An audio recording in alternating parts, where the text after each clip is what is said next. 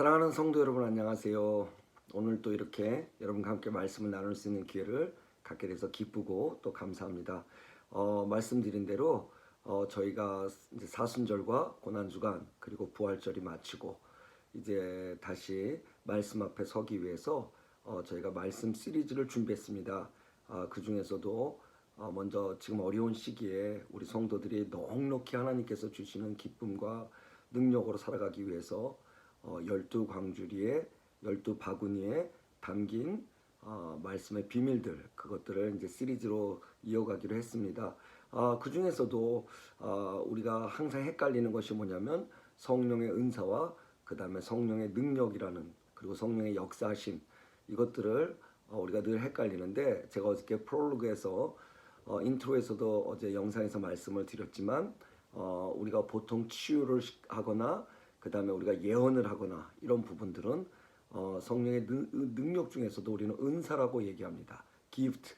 그래서 은사라고 얘기하고요. 하나님께서 우리의 삶의 진정으로 주신 성령의 능력은 성령의 9가지 열매죠. 갈라디아서 5장 22절부터 23절까지 나온 그 9가지 열매 중에서 거기에 이제 제가 어제 말씀드린 대로 플러스 하나를 더해서 저희가 이제 10가지를 이야기하려고 합니다. 근데 이 10가지를 매일 한 개씩 얘기하지 않고요. 저희가 이제 가면서 한 가지씩을 며칠간에 거쳐서 보기도 하고, 그리고 또 아니면 한 가지씩을 보기도 하고, 플렉시블하게 좀 말씀을 따라 가는 시간을 좀 갖도록 하려고 합니다. 중요한 것은 성령의 열매가 우리 안에서 능력이 되기 때문에 우리의 삶이 변화가 있고, 어떤 상황이든 우리는 낙심하지 않고 하나님께서 주신 소망을 따라갈 수 있다는 사실입니다.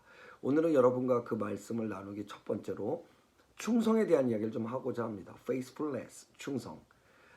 여러분과 함께 오늘 나눌 말씀은요, 예레미야서 37장 16절로 19절까지 있는 말입니다. 여러분 한번 나중에 성경을 꼭 보세요. 예레미야 37장 16절부터 19절까지 있는 말씀입니다.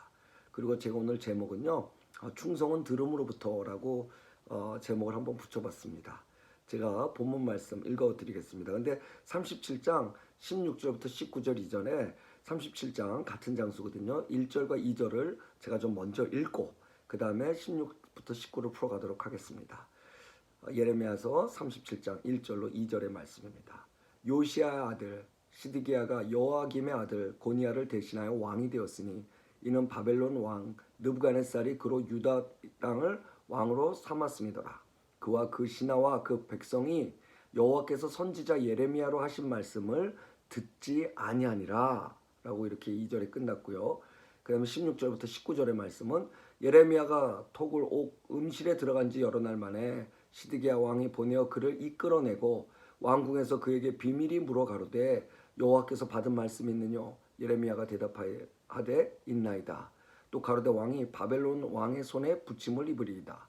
예레미야가 다시 시드기야 왕에게 이르되 내가 왕에게나 왕의 신하에게나 이 백성에게 무슨 죄를 범하였건대 나를 옥에 가두니까 바벨론 왕이 와서 왕과 이 땅을 치지 아니하리라고 예언한 왕의 선지자들이 이제 어디 있나이까.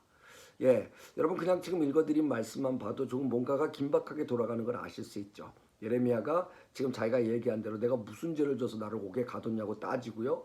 그런 와중에 시드기야 왕은요, 예레미야를 그렇게 옥에다 가둬놓고 다시 빼가지고 자기의 일에 대해서 또 앞의 일을 예언해달라고 또 지금 부탁을 하고 있는 겁니다. 그런데 그 예언의 부탁을 받았는데 예레미야는 거기서 뭐라고 그러냐면 바벨론 왕의 손에 붙임을 받는다고 오히려 이제 패망할 것이라는 얘기를 하고 있는 거죠. 바벨론의 계속된 침공의 위험 속에서도 회개는커녕 계속 죄만 짓는 이 시드기야 왕이 있습니다.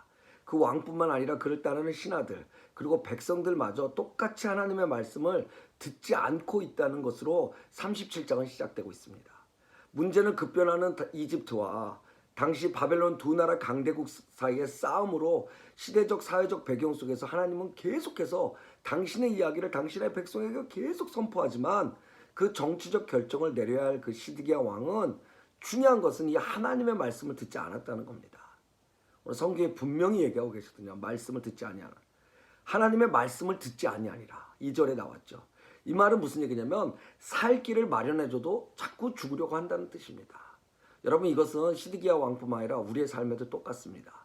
지금 여러 가지로 어려움들이 있을 때 하나님은 꾸준히 말씀하시는데 우리가 그의 말씀을 듣지 아니하니라 라고 되면 그 뜻은 무슨 뜻이냐면 우리는 살 길을 마련해 줘도 우리는 자꾸 죽으려 하노라 라는 것과 똑같습니다. 여러분 시간에 얼마나 많은, 특별히 요새 얼마나 많은 시간들을 여러분은 하나님의 말씀을 듣고 계십니까? 혹시라도 여러분의 마음이 동할 때 순종하셔서 성경책을 보거나 혹시라도 묵상하시며 하나님 제게 말씀하십시오라고 얘기했던 어린 사무엘의 기도를 여러분은 들으십니까? 아니면 그새 SNS나 게임이나 다른 것들에 빠져서 여러분들은 그 하나님의 말씀이 내 안에 분명히 들려야 되는 걸 알면서도 저지하고 듣지 않고 있지는 아니하십니까? 이 답답해하는 예레미야와 다급해서 예레미야를 찾는 시드기야 왕의 이 둘 사이의 갈등이 드러난 것이 바로 37절입니다. 37장이죠. 특별히 1절부터 10절까지 보시면 이 말 안 듣는 왕이 다급한 상황 속에서 예레미야를 찾고 있습니다. 그리고 기도를 요청합니다. 그런데 예레미야는요, 그 기도 요청에 응하기는커녕 오히려 바벨론의 침공을 기정사실로 왕에게 딱 예언해 버립니다. 그리고 11절부터 16절까지는요. 예레미야가 핍박을 받게 되는데 17절부터 21절까지는 그럼에도 불구하고 다시 시드기야 왕이 다시 이렇게 불러가지고 물으니까 하나님의 심판을 또 예언을 하고 있습니다. 두 번째 경고는요. 여러분 37장 오늘 읽은 것 뒤에 38장 14절로부터 28절에 또 세 번째 경고로도 이어지고요. 결국 39장에 가서는 예루살렘이 함락되고 유다는 멸망하게 되는 거죠. 근데 여기서 궁금한 게 있습니다. 그게 뭐냐면 우리가 조금 생각해 볼 때 우리의 상식을 좀 넘어서는 게 뭐냐면 우리의 바램을 좀 넘어서는 게 뭐냐면 왜 자신의 국가가 넘어가는 예레미야는 이스라엘 사람인데 자신의 국가가 넘어가는 이런 다급하고 비참한 상황 속에서도 예레미야는 왜 왕의 요구에 따라 기도하지 않았을까요? 사실 이 시드기야 왕이 좀 미워도 이 큰 그림에서 보면 나라와 민족을 구하는 것이 선지자의 삶의 중요한 부분이라 그러면 그는 얼마든지 하나님 앞에 기도할 수 있었음에도 불구하고 아무리 왕하고 악한 감정이 있다 할지라도 서운한 마음이 있다 할지라도 그는 선지자였기 때문에 특별히 예레미야는 눈물의 선지자였거든요. 그 나라와 민족, 그 하나님의 마음 때문에 평생 울었던 사람이에요. 17살쯤 되는 그 청소년기에 하나님께서 부르셔서 그 나라를 위해서 끊임없이 선포하게 하셨던 선지자인데 그 큰 그림에서 보면 그가 얼마든지 그럼에도 불구하고 기도할 수 있었는데 왜 하지 않았을까요? 저는 이 말씀을 읽으면서요. 중요한 예전에 우리 어른들이 쓰던 말씀들을 좀 기억해 봤습니다. 그건 뭐냐면 눈 가리고 아웅이라는 거죠. 손바닥으로 하늘을 가린다는 겁니다. 여러분 잘 들어보세요. 본질적으로 말입니다. 2절에 하나님의 말씀을 듣지 않더라 라는 상황 속에서 드리는 기도가 과연 기도가 될까요? 그 일을 결정해야 되는 리더가 오늘 뭔가를 결정해야 되는 당사자인 여러분이 하나님의 말씀을 듣지 않더라 라고 얘기한다 그러면 과연 듣지 않으면서 기도하는 것이 과연 기도가 될까요? 그것은 내가 하나님 앞에 드리는 진심 따로 나의 중심 따로 나의 입 따로 나의 바람 따로라는 이분법적, 이원론적인 절대로 하나가 될 수 없는 다시 말하면 진실되지 못한 기도를 허공에 때리는 것과 다르지 않겠지요. 하나님의 뜻은 필요 없고 내 뜻대로 해달라면 기도가 될 것입니다. 그것은 하나님을 인격적으로 만나는 신앙인의 기도가 아니라 단지 지금의 안녕과 잘 먹고 잘 살게 해준 등 이 모면만 피하게 된다면 모면하게 된다는 이 문제점만 갈등만 모면하게 된다는 샤머니즘의 기복 종교가 될 것입니다. 하나님께서는 당신의 사랑하는 자녀들을 위해서 완전하신 계획과 뜻을 갖고 계십니다. 그리고 그 안에서 당신의 자녀들을 만지시고 분명히 보호하고 계시죠. 다른 말로 하면 뭐냐면 하나님은 당신이 우리의 하나님이시고 싶어 하신다는 거예요. 다시 얘기하겠습니다. 하나님은 우리 안에서요. 당신이 하나님이시고 싶으신 거예요. 이 말은 하나님의 하나님 되시면 바로 우리가 그분의 말씀을 들을 때 비로소 시작될 수 있다는 겁니다. 그냥 기도하는 것이 아닙니다. 그분의 말씀을 들을 때 우리의 기도가 그분의 마음과 합쳐져서 그분의 바람과 뜻이 우리 안에 무엇인지 알고 그것을 이루어지기 바라는 하나님의 원하심이 우리 안에 약속이 되어지고 바람이 되어지는 기도가 되어질 수 있다는 거죠. 그렇기 때문에 여러분 잘 아시는 사울왕 있잖아요. 아무리 하나님께 영광을 돌리기 위해서 하나님의 명령을 어겼다고 스스로 정당화했어도 선지자를 통해서 주신 하나님의 강력한 메시지는 순종이 제사보다 낫다였습니다. 말을 듣지 않는다는 것은요. 온전히 믿을 수 없다는 이야기와 똑같은 거예요. 그분의 말씀을 듣지 않는다는 건 우리가 온전히 그분을 믿지 않는다는 것과 똑같은 얘기라는 겁니다. 누군가를 완전히 신뢰한다면 우리는 이해가 되지 않아도 순종할 수 있지 않겠어요? 여러분 부부관계 보세요. 때로는 집사람이 때로는 남편이 얘기한 게 이해가 안 되지만 여러분 순종한 이유가 뭐예요? 아내와 남편을 믿기 때문 아니겠어요? 때로는 목사가 여러분들보다 부족한 점이 많더라도 영적으로 뭔가를 행하는 부분에서 여러분들께서 순종하시는 이유가 뭐예요? 그것이 여러분들이 영적으로 저를 믿어주기 때문 아니겠어요? 호기심 많은 아이들의 경우 호기심 많다면 그건 분명히 큰 은사일 거예요. 그런데 그런 호기심이 정말 과학자나 다른 영역에서 필요한 사람으로 쓰임받기 위해서 그 호기심을 어떻게 사용해야 되는지를 잘 훈련받아야 되죠. 그렇지 않고 그냥 고집을 부리게 된다 그러면 그냥 호기심 때문에 자신의 것을 놓지 않는다 그러면 문제는 그것을 말리는 어른들을 불신하기 때문에 결국 손해를 보게 된다는 거죠. 불을 처음 본 아이가 호기심 때문에 부모가 뜨거우니까 될 수 있다고 말하는데 듣지 않고 손을 집어넣으면 어떻게 되겠어요? 그 아이는 호기심으로 얻은 결과는요 화상밖에 없을 겁니다. 아니면 기껏해야 남들이 다 아는 거죠. 뭘 알아요? 뜨거운데 손 넣으면 될 수 있다는 정도를 경험하는 수준밖에, 남들이 다 아는 수준밖에, 그걸 경험하는 수준밖에 되지 않는다는 거예요. 인터넷에서 재미난 기사를 봤어요. 여러분 잘 아는 거짓말 양치기 소년 아시죠? 마을 뒷산에서 양을 치는 한 소년이 있었어요. 소년은 매일 반복해서 하는 일이 그 일상이 너무나 지겨웠죠.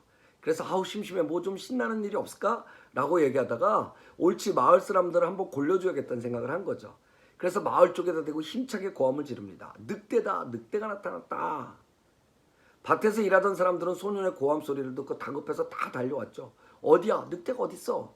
소년은 일하다 말고 허둥지둥 달려온 마을 사람들을 보면서 깔깔깔깔 웃었어요. 마을 사람들은 화를 내면서 돌아왔고요. 거짓말에 재미 붙인 소년은 그 후로도 몇 번이나 같은 장면을 쳤습니다. 그리고 여러분 잘 아시는 대로 이 스토리 어떻게 되죠? 어느 날 오후 정말로 늑대가 나타나서 양을 공격했어요. 다급해진 소년은요 마을 사람들 향해서 늑대 나타났다고 소리를 질렀지만 여러 번 그 거짓말에 당한 그 마을 사람들은 아무도 도와주러 오지 않았습니다. 결국 어떻게 됐죠? 그 양치기의 소년의 모든 양들을 늑대가 다 먹어버렸습니다. 그래서 여러분 이거 잘하는 여러분이 교훈이 뭡니까? 그 교훈이 뭐냐면 첫 번째, 사람은 정직해야 됩니다. 남에게 거짓말한다면 아무도 나를 믿어주지 않게 되겠습니다. 우리가 이 교훈 배웠잖아요. 근데 인터넷에 보니까 이런 기사가 났더라고요. 이렇게 쓰셨더라고요. 거짓말을 한 양치기 소년도 나쁘지만 마을 사람들의 행동도 옳지 못합니다. 왜 그들은 소년이 맨 처음 거짓말했을 때 제대로 꾸짖지 않았을까요? 나이가 어리고 철이 없을 때 못된 장난 할 수도 있잖아요. 그런데 그때 야단쳐주고 바로 잡아주는 것이 어른이 해야 될 일 아닙니까? 이렇게 쓰셨더라고요. 그래서 마을 사람들이 어른의 역할을 제대로 했다면 그런 끔찍한 일은 일어나지 않았을 겁니다. 라고 어떤 분이 블로그에 쓰신 걸 봤는데 저는 그 이야기를 보다가 한 가지를 더 생각해냈어요. 그게 뭐냐면 제가 좀 연장을 했어요. 그 동화를. 그 소년을 덮친 늑대가 워낙 큰 늑대고 위도 크고 소화력도 왕성해서 소년이 갖고 있던 양을 다 잡아먹고도요 배가 안 찬 거예요. 그래서 어떻게 했냐, 마을로 들어갔어요. 그래서 소년이 거짓말했다고 믿고 있는 평화롭게 지내는 마을 사람들도 다 잡아먹었다는 이야기입니다. 제가 이 이야기를 지어낸 이유는 뭐냐면요, 한번 생각해봤어요. 이 동화의 요점은 우리의 인생은 거짓말한 아이의 하나가 혼나는 데서 끝날 이야기가 아니라는 거죠. 소년을 덮친 늑대가 다른 사람들의 양을 칠 땐 안 나타나리라는 보장이 있을까요? 그때는 소년에게 양이 없기 때문에 소년은 더 이상 거짓말할 필요도 없고 그 들에 나가 있을 이유도 없겠죠. 그러나 그 양의 맛을 본 늑대는 분명히 다른 양을 먹으러 다른 사람들의 양을 침범하러 올 겁니다. 문제는 거짓말 때문에 누군가가 죽은 것이 아니라 늑대가 나타났어요 라고 이야기했던 것을 들었을 때 그 늑대가 언제든지 혹시라도 나타날 수 있는 것을 방비하지 못한 마을 사람들은 결국은 그 일이 자기 일이 될 수밖에 없다는 겁니다. 늑대가 나타났어요라는 말을 통해 그 말을 소년의 거짓말로만 들은 사람들은 결국엔 소년의 죽음을 넘어서 다시 나타날 늑대에게 자신들도 피해볼 수 있다는 사실을 그들은 알지 못했을 겁니다.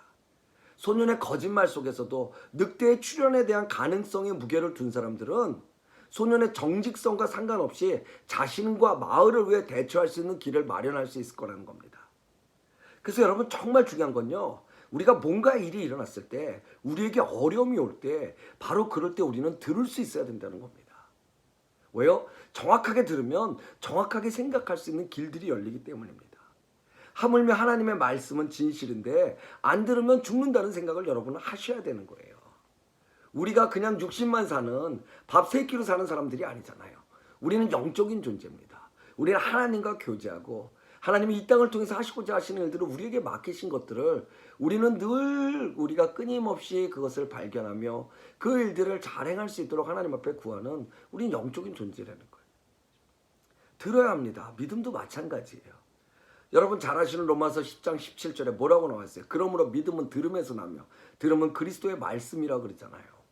그리스도의 말씀을 들어야 우리 안에 믿음이 생긴다는 거예요. 믿음이 없어서 듣지 않는 것이 아니라 듣지 않기 때문에 믿음이 없는 거예요. 믿음이 성장하기 원하시는 분들은요, 그리스도의 말씀을 들으셔야 된다는 겁니다. 이 듣는다는 건 귀로만 듣는 것이 아니라 행함이 있는 들음이, 진정한 들음이 될 때 여러분들이 신실한 삶, 충성된 삶을 살아갈 수 있는 일들이 이루어질 수 있다는 거예요.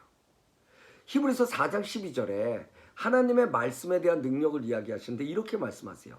하나님의 말씀은 살았고 운동력이 있어 좌우의 날선 어떤 검보다 예리하여 혼과 영과 및 관절과 골수를 찔러 쪼개기까지 하며 또 마음의 생각과 뜻을 감찰하시나니 이렇게 얘기합니다. 그러므로 우리가 하나님의 말씀을 듣게 된다면 그분의 말씀이 우리의 영과 혼과 관절과 골수, 즉 모든 것을 만져주시고 쪼개듯 새로 고치시어 우리의 삶이 바뀌게 된다는 거예요. 우리의 생각이 바뀌게 된다는 거예요. 우리의 마음이 바뀌게 된다는 거예요. 우리의 행동이 바뀌게 된다는 거예요. 우리의 관점이 바뀌게 된다는 거예요. 그래서 우리의 비전이 바뀌게 되는 겁니다. 그래서 지금은 죽은 것 같을지라도요, 우리 안에 새로운 생명이 있다는 사실을 우리는 깨닫게 된다는 거죠. 그런데 왜 우리는 듣지 않으려고 그럴까요? 오늘 여러분과 나누고 싶은 얘기가 바로 충성입니다. 성령의 열매 중에 주셨던 충성. 여러분 충성이란 말하면 여러분 생각나시는 게 뭡니까? 특별히 우리 형제분들 뭐 생각나세요? 군대에서 구호가 충성 또는 필승 뭐 이런 거 있잖아요. 대부분 충성이 구호였던 것들이 생각납니다. 근데 그 충성이라는 말 안에는 상관의 말을 듣겠다라는 뜻이 있죠. 그 말을 듣는다는 표현에는 두 가지의 의미가 있습니다. 하나는 뭐냐면 순종이고 또 하나는 복종입니다. 근데 이 복종과 순종에는 분명히 차이가 있죠. 실질적으로 군대에서는요, 명령에 복종합니다. 순종하는 것이 아니에요. 그 이유를 말씀을 드리면요, 복종이라고 말씀드리는 것은 선택의 여지가 없다는 겁니다. 명령이 떨어지면 몸이 가는 거예요. 나의 생각이나 마음은 그렇게 중요하지 않습니다. 내 입장을 내가 이야기하는 것이 아니라 위에서부터 내려온 명령을, 제가 하달받은 명령을 지키는 겁니다. 비 오는 날에 먼지 나게 뛰라 그러면 이 비 오는 속도보다 더 빨리 뛰는 거예요. 아니면 더 많이 뛰는 거예요. 그래서 결국엔 땅에 비가 묻을 그 시간이 없어요. 내가 더 빨리 뛰고 내가 더 많이 뛰니까 결국 먼지가 일어나게 되는 겁니다. 푸석푸석하게. 적군이 총을 쏘는데 그것도 기관총으로 막 오토매틱 건으로 막 쏴야 되는데 돌진 앞으로 이렇게 하면요, 여러분 그때 우리가 Are you kidding me? 이렇게 얘기할 수가 없다는 거예요. 돌진 그러면 우리는 무조건 총알 사이로 막 가든 총알 너머로 가든 우리는 돌진해야 되는 것이 군대에서 말하는 바로 복종이라는 겁니다. 그런데 순종은 다릅니다. 순종은요, 마음이 먼저 가는 거예요. 멋지죠? 순종은요, 마음이 먼저 가는 겁니다. 아무리 무리가 되는 것 같아도요, 내가 마음으로 믿어서 순수히 따르는 거예요. 그래서 마음이 먼저 간다는 것은 꼭 우리가 모든 것을 이해하는 경험만 이루어지는 것은 아닙니다. 때로는 내 생각과는 다른데 순종하고 따라갈 수 있는 것은 뭐냐면 내가 그를 믿기 때문입니다. 내 안에 그에 대한 신뢰가 있기 때문이죠. 저는 부모님 말씀에 순종합니다. 또 때로는 성도들이나 저희 아들의 말에도 저는 순종합니다. 특히 제 생각에는 분명히 아닌 것 같은데 맞다고 우길 때 그저 따지지 않고 순종할 때가 있습니다. 이래서도 마찬가지예요. 현재 제 생각은 그게 분명히 아닌데 순종하고 따를 때가 있어요. 그건 왜냐면 일에 대한 어떤 결과보다 내가 사랑하는 그 사람들, 내가 신뢰하는 그 사람들에 대한 신뢰와 믿음이 더 크기 때문입니다. 여전히 선택의 여지는 나에게 분명히 있다는 걸 내가 잘 압니다. 반대할 수 있다는 것도 압니다. 하지만 저는 순종하는 겁니다. 왜? 내 마음이 함께 가기 때문입니다. 제 안에는 그 사람에 대한 믿음이 있기 때문이죠. 이 믿음은 상대를 인정하고 순종하게 하는 사람에게서 오는 겁니다. 이 믿음과 사랑이 바로 순종과 복종의 차이가 되는 겁니다. 사랑하는 여러분, 여러분은 하나님의 말씀에 순종하고 계십니까? 혹시 복종과 순종이 헷갈려서 여러분 복종해야 된다는 부담감을 갖고 있는 것은 아닙니까? 여러분이 순종하는 삶을 살고 싶다 그러신다면, 여러분 복종이 아니라 순종이라면 여러분의 마음, 하나님에 대한 믿음이 먼저 가야 되는 것입니다. 성삼일체신 하나님, 그 세 분의 하나님도, 한 분이신 하나님도 똑같았죠. 아들 대신 예수가 이 땅에 종의 형체를 입고 오신 이유는 하나님의 말씀과 계획에 순종하기 위해서지 복종하기 위해서 오신 것이 아닙니다. 인격적인 것이었죠. 성령께서 아들을 살리사 하늘로 올리신 것은 아버지 하나님에 대한 복종이 아니라 순종이셨죠. 실상 이 세 분의 인격적인 사랑의 순종이 하나인, 이 하나인 사랑이 우리를 살리신 겁니다. 그럼에도 불구하고요, 순종의 방해물들이 있습니다. 그냥 하나님 말씀을 순종하기가 우린 두렵기 때문입니다. 그중 하나의 이유는 뭐냐면요, 우리가 순종하기 힘든 것은 바로 순종하면 나의 삶에 제한이 올 수 있다는 두려움 때문입니다. 우리가 헌금을 할 때도 이것을 하나님 앞에 드리면 이것 때문에 나는 이만큼이 부족하다는 제한이 올 때, 이른바 여러분들이 말씀하시는 현실적인 것이 올 때 우리는 이것이 하나님의 것이라는 인정하는 부분을 잃게 되죠. 하나님께서 우리에게 누군가를 도우라는 마음을 주실 때 순식간에 현실이 오게 되고, 그것 때문에 내 삶이 제한된다는 생각이 되면 그것이 아무리 작은 거라도 선뜻 남에게 무언가를 해주기가 어렵게 된다는 것입니다. 가본 곳이 아니기 때문에 때로는 머리로는 이것을 순종하면 나한테는 분명히 좋을 거야라는 생각을 하고 알면서도 그 제한이 올 거라는 두려움 때문에 못하는 경우들이 있다는 겁니다. 그러나 여러분, 제가 여기서 굉장히 중요한 거 하나 말씀을 드릴게요. 꼭 잊지 마세요. 그리스도가 나를 제한하지 않으면 그가 나를 사랑하시는지 모르고 살게 됩니다. 다시 말씀드릴게요. 그리스도가 나를 제한하시지 않으면 그가 나를 사랑하시는지 모르고 살게 된다는 거예요. 그래서 이 제한적인 것이 온다는 현실적인 두려움이 있어도 우리는 반드시 하나님 앞에 순종함으로 그리스도가 나를 제한케 하는 것들을 통해 그리스도가 나를 사랑하시는 것들을 내가 배워야 됩니다. 실질적으로 예술가들은요, 이 제한을 사랑하는 법을 배운다는 거 아십니까? 이 제한을 사랑하는 법을 배운대요. 우주를 그리고 싶어도 우주를 다 그릴 수는 없어요. 제한된 캠퍼스에 우주를 표현하는 법을 배우는 겁니다. 그 우주를 마음에는 갖고 있지만, 생각에는 갖고 있지만 그것을 제한시키는 법을 배워서 그가 그들 캠퍼스에다 그것들을 표현하는 것들을 한다는 거예요. 위대한 문호가들은요, 하고 싶은 말들을 다 적어서 책을 내는 것이 아니라 가장 간결하지만 강한 의미와 이미지를 줄 수 있는 말로 제안해서 사람들의 마음에 감동을 주고 그 마음을 움직이신다는 거예요. 여러분 잘 아시는 2차 대전에 위대한 영웅이었던 윈스턴 처칠, 그런 유명한 웅변가로도 알려져 있죠. 근데 여러분, 그 사람이 자기가 졸업했던 고등학교, 명문 고등학교에 나중에 수상이 되고 그 졸업식에 초대를 받았어요. 그래서 거기서 축하 연설을 해주기로 했던 겁니다. 사람들은 윈스턴 처칠이 위대한 정치가였고 그리고 위대한 웅변가였기 때문에 그로부터 어떤 연설이 나올까를 굉장히 기대했다고 합니다. 그런데 그는 단상에 올라가서 자기가 사랑하는 까마득한 이제 고등학교를 졸업하는 후배들을 바라보면서 잠시간 침묵했다가 이렇게 얘기했다는 거예요. 한동안 정적이 흐르고요. 그리고 윈스턴 처칠이 이렇게 얘기했다는 거예요. Never, never, never give up. 그리고 단상을 내려갔대요. 시간이 좀 지나고 사람들이 우레 같은 박수를 쳤답니다. 절대로 절대로 절대로 포기하지 마라. 근데 여러분, 이게 왜 그렇게 박수를 받았는 줄 아십니까? 바로 윈스턴 처칠은요, 언어장애가 있던 사람이었어요. 그런데도 불구하고 자기가 그 후배들에게 있었던 모든 인생의 이야기, 언어장애가 있었음에도 불구하고 내가 어떻게 연설가가 됐고 정치가가 됐고 어떻게 전쟁에 승리했냐는 모든 이야기들을 다 설명하지 않고요, 제안하는 법을 배웠던 거죠.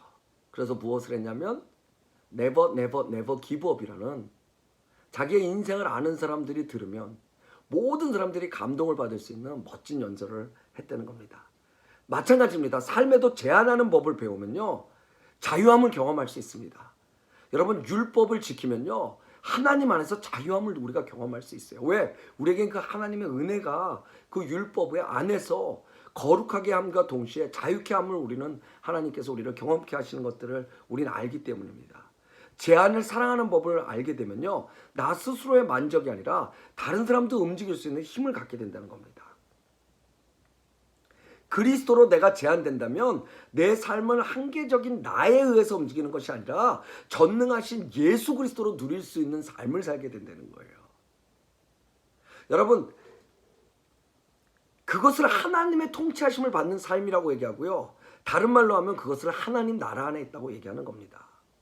다시 말씀드릴게요. 그리스도로 내가 제한되는 삶을 사는 것을 여러분들이 훈련을 받게 되면 내 삶은 한계적인 나로 지배받거나 나로 이끌림을 받는 삶이 아니라 전능하신 예수 그리스도로 누림을 얻는 삶을 살게 된다는 거예요. 하나님의 통치하심, 하나님의 나라 같은 뜻이거든요. 우리가 이 삶을 살게 된다는 거죠. 또 하나는, 그래서 순종 때문에 힘들어하는 사람들이 이런 말 자주 해요. 아우, 목사님 죽겠어요, 이렇게 말해요. 그건 저는 속으로요, 겉으로 하면 상처받을까봐. 근데 속으로는 제가 정말 믿음으로, 영적으로, 성경적으로 이렇게 얘기합니다. 그럼 제발 좀 죽으세요. 왜 그러냐고요? 여러분, 이거 듣다가 어머, 목사님 못됐어 이러실 것 같은데요, 아니죠. 왜냐하면 우리 그리스도인들은요, 죽지 않으면 부활을 절대로 맛볼 수 없기 때문이에요. 제가 지난 몇 주간 동안 사순절부터 고난주간서부터 부활절까지 계속 말씀드렸잖아요. 우리 그리스도인들은 내가 죽지 않으면 내 안에서 그리스도께서 사시는 걸 경험할 수가 없어요. 우리 그리스도인들은요, 정말 죽겠어가 아니라 죽었어가 돼야, 그래야 내 안에서 그리스도가 나를 제한시켰던 것 때문에 내가 죽었던 것들이 내 안에서 다시 그리스도로 인해서 자유케 됨과 부활의 능력을 경험할 수 있다는 거죠. 그분은 우리가 겪는 일로 인해 죽음이 마지막 종착역이 아니라 부활이 선물되며 그것이 우리 새 생명의 시작임을 경험하기 원하시는 거예요. 새 생활의 시작임을 경험하기 원하고요. 그래서 사도 바울이 내가 날마다 십자가 앞에서 죽는다는 것이 날마다 내가 그리스도와 연합해 다시 산다는 고백과 똑같은 것을 우리에게 역설하고 있는 것입니다. 그래서 우리 하나님은요, 우리에게 복종을 요구하지 않으시고 순종으로 초대하시는 거예요. 왜 그런지 아세요? 그럴 때 우리가 그 순종을 통해서 하나님 나라의 충성이 무엇인지, 그분의 통치하심 받는 건 무엇인지, 그 순종을 통해 제한된 삶이 나를 어떻게 더 무제한시키고 어떻게 더 하나님 앞에서 자유함을 극대화시킬 수 있는지, 우리의 삶의 소유가 아니라 존재로서 살아가는 것이 얼마나 중요한 것인지를 가르쳐 주시기 때문입니다. 그 부활을 경험하기 위해 실제로 죽을 필요 없죠. 신 웬더 벨리는 부활을 연습하라고 얘기해서 유명한 얘기가 저기 있습니다. 우리의 삶을 통해서 연습하시면 되는 거예요. 그리고 그 연습은 날마다 우리 하나님의 말씀을 듣는 데부터 시작됨을, 우리가 하나님 앞에 충성된 삶을 사는 거, 우리가 서로 간에 충성된 삶을 살아갈 수 있는 성령의 열매가 우리에게 드러날 수 있는 것은 바로 하나님의 말씀을 날마다 듣는 연습에서 시작된다는 사실을 기억하시기 바랍니다. 이제 결론을 말씀을 드릴게요. 어미 독수리가 새끼 독수리를 안고 이렇게 부화시키고 안고 있을 때 이 새끼 독수리가 몸을 가눌 때가 되면 어미 독수리가 툭 밀어가지고 새끼 독수리를 이 둥지 바깥으로 떨어뜨린대요. 그럼 이 새끼 독수리는 죽지 않기 위해서 안간힘을 쓴대요. 그런데 이 날개에 힘이 없으니까 결국 땅에 계속 떨어진답니다. 근데 이렇게 떨어질 때 어미 독수리가 보고 있다가 땅까지 다 달았는데도 새끼 독수리가 날아오르지 못하면 어미 독수리가 쏜살같이 날아와서 새끼 독수리를 물고 다시 이렇게 올라간답니다. 하늘로 올라간 다음에 거기서 다시 떨어뜨린대요. 그럼 새끼는 또 죽는 힘을 다해서 날개짓을 하는데 올라가면 되는데 또 떨어지면 이 땅에 떨어져서 즉사하기 직전에 이 어미 독수리가 또 문대요. 이 일을 계속 반복하면서 새끼 독수리는 나르는 법을 배우게 된답니다. 참 신기하죠. 기가 막힌 노릇입니다. 어떻게 보면 소름 끼치죠. 그런데 중요한 것은 뭐냐면요, 여러분, 특히 우리 어머님들 잘 들으세요. 우리 아버님들 잘 들으세요. 여러분, 새끼 독수리가 아무리 이쁘다래도 어미 독수리가 맨날 둥지에만 앉혀놓고 밥만 주면 그 독수리는요, 평생 날지도 못하고 살만 찌게 되겠죠. 그럼 뭐가 되는지 아십니까? 독수리로 태어났지만 닭이 되는 거예요. 닭도 묵은 닭 아시죠? 꾸벅꾸벅 이렇게 설교 시간만 되면 이렇게 조시는 분들처럼, 예배 시간만 되면 꾸벅꾸벅 조시는 분들, 이 묵은 닭처럼 된다는 거예요. 안 그러면 잘해야 타조 정도 되겠죠. 호주에서 이뮤 정도 되겠죠. 그래서 날개는 날기 위해서 있는 것이 아니라 넘어지지 않게 균형 잡기 위한 그 정도의 효과밖에 누리지 못하는 것이 될 겁니다. 사랑하는 여러분, 어미는 사랑하기 때문에 새끼를 던져야 됩니다. 하나님은요 우리를 사랑하시기 때문에 우리를 제한하셔야 됩니다. 근데 그 제한된 삶에서 어떤 사람들은 그것이 복종인 줄 알고 불편하지만 어떤 사람들은 마음을 들여서 그것이 순종하기에 충성으로 가는 놀라운 삶의 그 비결을 갖고 있다는 겁니다. 지금 둥지에서 바라본 세상보다 훨씬 멋진 세상이 있다는 것은요, 본인이 날기 시작하면부터 경험할 수 있어요. 떨어질 땐 잘 모르죠. 어미가 올려주고 떨어지고 어미가 올려주고 떨어질 때 잘 모릅니다. 그런데 어느 날 나는 법을 배우게 된다면 어느 날 내 안에서 역사하신 성령님, 내가 십자가 앞에서 죽었기 때문에 내가 연합된 그리스도로 인한 성령의 열매 충성을 얻게 된다 그러면 여러분 그때는 본인이 날아오르면서 자기가 보는 완전히 둥지에서 보지 못했던 새로운 세상처럼 성령께서 여러분에게 놀라운 삶과 놀라운 세상을 경험케 하실 거라는 겁니다. 어디 그 경험뿐입니까? 참새처럼 허우적거리고 막 이렇게 날지 않아도 두 팔을 쫙 펴고 창공을 그저 바람이 오는 대로 활강이라 그러나요? 그 바람을 따라 멋지게 날아오는 그 기분이 어떻겠습니까? 그게 능력이죠. 그 특권이죠. 그것이 독수리만 가능한 거죠. 귀찮아 죽겠는데 하나님이 자꾸 하기 싫어하거나 안 해본 일을 강요하시는 것처럼 느껴질 때가 혹시 여러분 안에 있습니까? 이건 정말 아닌데 마음속에 부담 주시는 하나님이 느껴져서 순종 안 하기도 그렇고 하기도 그렇고 괴롭게 혹시 생각하신 적 있습니까? 사랑하는 여러분, 다시 한번 권면합니다. 하나님의 말씀을 듣는 것부터 시작하십시오. 말씀을 상고하고 귀를 열어 당신의 말씀을 듣고 순종할 때 때로는 땅으로 내려치는 것 같지만 절대로 그렇지 않습니다. 하나님이 들어 올리실 겁니다. 순종 훈련입니다. 나를 내어드리며 그분을 온전히 믿는 훈련이죠. 근데 이 훈련이 오늘 성령의 열매인 충성, 바로 하나님의 나라의 누림을 갖고 오게 된다는 겁니다. 그리고 그 순종은 나를 절제함으로 하나님 앞에 더욱더 충성된 삶을 살 수 있도록 인도할 것입니다. 그렇듯 성령이 주시는 충성은 내가 하나님 됨이 아닌 하나님의 하나님 되심, 즉 그분의 통치를 받으며 그것을 순종하는 마음을 들였기에 그래서 죽는 것이 아니라 오히려 나의 그런 모든 순종의 삶이 새 생명을 사는 삶, 그래서 귀하고 복된 특권이 되는 것입니다. 그래서 기억하셔야 됩니다. 이 훈련을 받은 사람들만이 누릴 수 있는 부활의 특권이 있다는 것을요. 그래서 기억하셔야 됩니다. 이 훈련을 받는 사람만이 맛보고 볼 수 있는 또 다른 세상이 있다는 걸. 그래서 기억하셔야 됩니다. 이 훈련을 받은 사람들만이 살아갈 수 있는 삶의 능력은 참새처럼 계속 날개짓을 짓는 것이 아니라 독수리처럼 멋진 날개를 펴고 창공을 누리며 그 주신 것들을 누리는 귀한 삶이라는 것을요. 신명기 32장 10절로 12절에 이런 말씀이 있더라고요.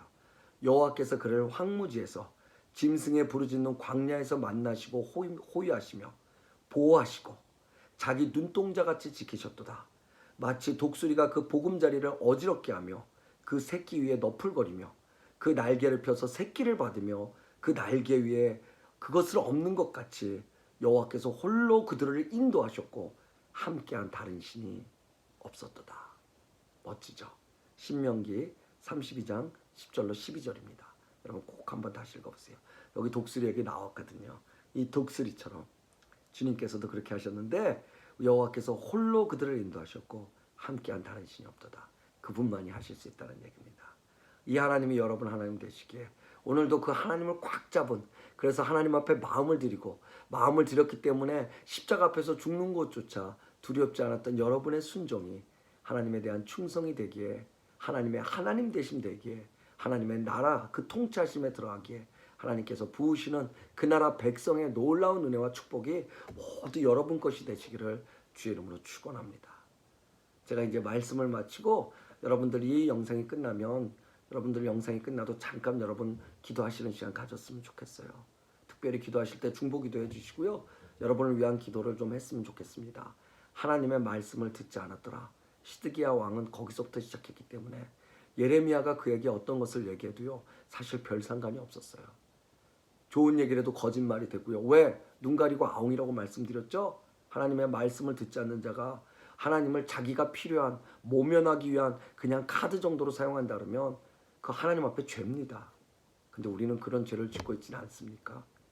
오늘 또다시 여러분들을 쳐서 십자가 앞에 내가 복종하고 내가 그 앞에 무릎을 꿇을 수 있는 것은 내가 그 복종이라는 개념 때문이 아니라 내 마음을 들인 순종이라는 개념 때문이면 잊지 마시고요. 오늘 서두의 말씀, 그와 그 신하와 그 땅의 백성이 여호와께서 선지자 예레미야로 하신 말씀을 듣고 회개하며 하나님께 순종하였더라 라고 이렇게 나왔으면 얼마나 좋았겠어요. 그렇죠?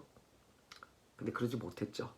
시드기야 왕의 모습이 혹시 오늘 여러분과 저의 모습은 아닌지 돌아봤으면 좋겠습니다. 여러분은 하나님의 말씀을 잘 듣는 성도십니까? 그분의 말씀에 민감한 성도십니까?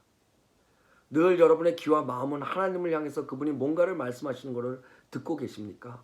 여러분, 그것이 충성된 삶입니다. 하나님께서 요구하는 것이 있는데 혹시 계속 순종하기가 싫어 그냥 무시하고 계시지는 않습니까? 결국 패망하더라도 끝까지 가고 싶은 어리석음이 혹시 우리 안에 있지는 않습니까? 그것은 불에 손을 넣는 아이와 같이 무식한 호기심과 다를 것이 없습니다. 하나님을 조금만 더 믿어주시기 바랍니다. 그분은 여러분의 것을 빼앗기 위해 순종을 요구하시는 것이 아니에요. 아브라함에게서 이삭을 빼앗아 가셨습니까? 그저 그분은 여러분의 충성된 믿음을 확인하실 뿐입니다. 왜요? 그래서 더 큰 일을 맡기시기 위함이죠. 작은 일에 의를 겸한 자에게 큰 것을 맡기신다는 말씀처럼 말입니다.